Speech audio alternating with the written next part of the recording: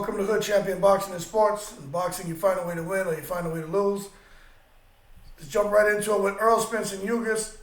We know they have a big fight coming up in April, but if you didn't know, there's going to be something unique about that fight card and that whole presentation. So on the Errol Spence Ugas card, there's going to be 4 fights. So you get 4 fights, but in addition to that, when it comes to Showtime, the network will, for the first time, televise a special Showtime Championship boxing headline by the WBA welterweight champion. And this guy is from Russia. His name is Radzhab Butaev, and he'll be going against one of my favorite fighters, Eimantas Stanionis. I may be butchering his name.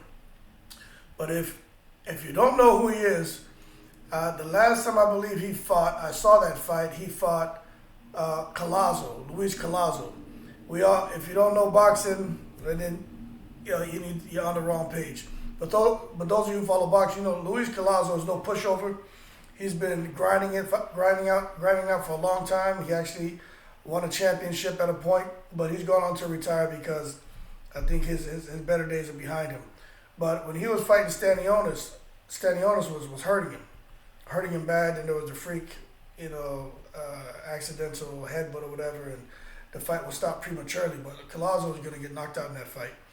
So when you look at a guy like Stanionis, what stood out to me is his mentality to just destroy an opponent. And I was watching that because I didn't really know who he was, but I was like, okay, let's see what's going to happen with Luis Collazo. Collazo comes in, he's southpaw, he hits really hard. He's very durable. You're not just going to get in there and knock out Luis Collazo. You're definitely not going to discourage him.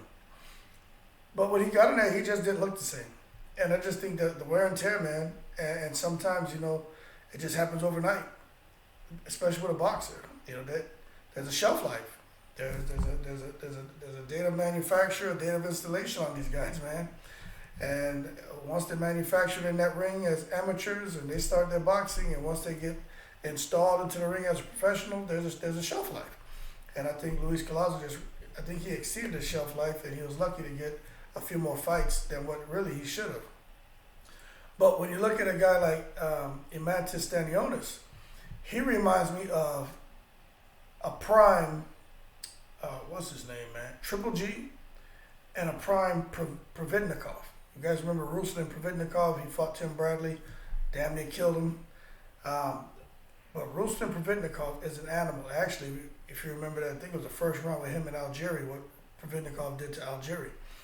But the difference with Stanionis is his defense is better than Providnikov's, but his defense, I think, is more aligned with a Triple G.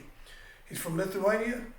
He's not getting a lot of press over here because his name isn't really known. He's 13-0 with 9 knockouts. But he's being lined up to fight the WBA welterweight champion, Radzhab Butaev, who's out of Russia. He goes by the nickname No Mercy. He's 14-0 with 11 knockouts. Both of these guys are training out of California right now. And they're all about coming forth, letting their hands go, dropping bombs. And I really feel if Stanionis can get past Butaev, I think Stanionis he's gonna be that guy to really make a lot of noise in the welterweight division. Now, I still think Gerard Ennis is the bear nobody wants to poke. When they're asked questions about Gerard Ennis, nobody says anything like, "I want that fight." People they try to avoid that conversation, or they're very selective with their words. But you watch. I'm very confident the fight they're gonna end up making, if Stanionis gets past this, he's gonna fight Gerard Ennis. Watch. Because nobody else is going to want to fight Gerard Ennis.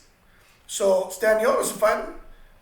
And I think Gerard Ennis beats everybody. He's just special, man. But Stanionis has that style that can give, I think, anyone problems and that will to win. And you're just going to have to kill him, man. So that's what it reminds me of, like a young Triple G, a prime Triple G, and a Ruslan Providnikov. But the thing about, and this is what makes this fight interesting with him and Butaev, is Butaev had over 400 amateur fights. That's crazy. So it's not like he doesn't know what he's doing in that ring. There's a reason why he's undefeated with those knockouts. Yeah, you can look at the list of names that he fought and say, hey, I really don't recognize any of those names. You can look at what Stanionis has done and say, hey, we just recognize Luis Collazo. But nevertheless, forget the names. Look at the style. Look at what they're bringing into the ring. These guys aren't coming in there to tickle each other. So I think Stanionis and Butaev, they're going to steal the night. It's coming on Showtime. It's not going to be part of the pay-per-view broadcast for the Earl Spence undercards. But Showtime is doing something unique for the first time where they're going to have this fight and then it's going to kind of lead into the pay-per-view portion. So that's going to give everybody an incentive if you don't have Showtime to buy Showtime or get you a Fire Stick. I didn't, you didn't hear that from me. And watch all the fights, man. But you really need to take a look at it. If you haven't watched Stanionis fight, you haven't watched Butaev fight, you need to go check it out and you'll understand what I'm talking about. You're talking about you're gonna have a combustion when these two come together, man, an explosion.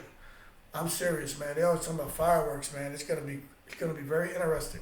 And I think what else is gonna make this interesting is with so much going on right now with Russia and Ukraine and Poland and Romania and just all throughout Europe, man, just to see what kind of energy is going to be brought into that fight. See if for some reason the war between Russia and Ukraine continues. If for some reason they're going to say Butaev can't fight as part of sanctions. There's so many things that are going on right now. So we really don't know what's going to happen. However, if this fight does get across the finish line and they get their opportunity to fight on Showtime, I just really think people need to be paying attention to Stanionis. The left hand, the right hand, the hooks, the power shots, the IQ. He has a pretty stellar amateur pedigree as well, but he doesn't have as many fights as this. There's not many people who have over 400 amateur fights. So when you get a guy like that coming into the ring, he knows what he's doing. But one shot changes everything. And that's what I think is going to happen in this fight. I think it's going to be a brutal knockout. I'm rooting for Stanionis. I like Butaev as well. But I just see something special in Stanionis with the way he fights, especially that I like Providnikov, I like Triple G, I like bangers, I like guys who get in there and just go all out, and he encompasses both of those fighters. That's why I think if you don't know who Rustem Providnikov, if you don't know who Radzhab Butaev is, you need to look him up, and if you don't know Eimantas Stanionis is, you need to watch the videos, and I'm telling you. Yeah, Spence Yugas, that's probably the most intriguing fight of the years. I don't think it's going to be the most entertaining. I think we just watched the fight with that guy Rocha and Blair Cobb. That probably is fight of the year so far.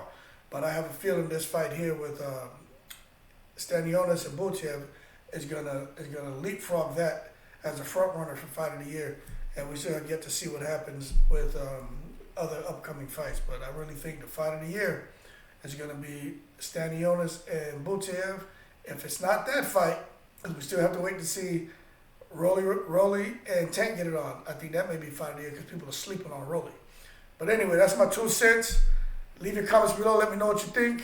Shout out to all the Lithuanians. Shout out to the Russians. Shout out to everybody, man.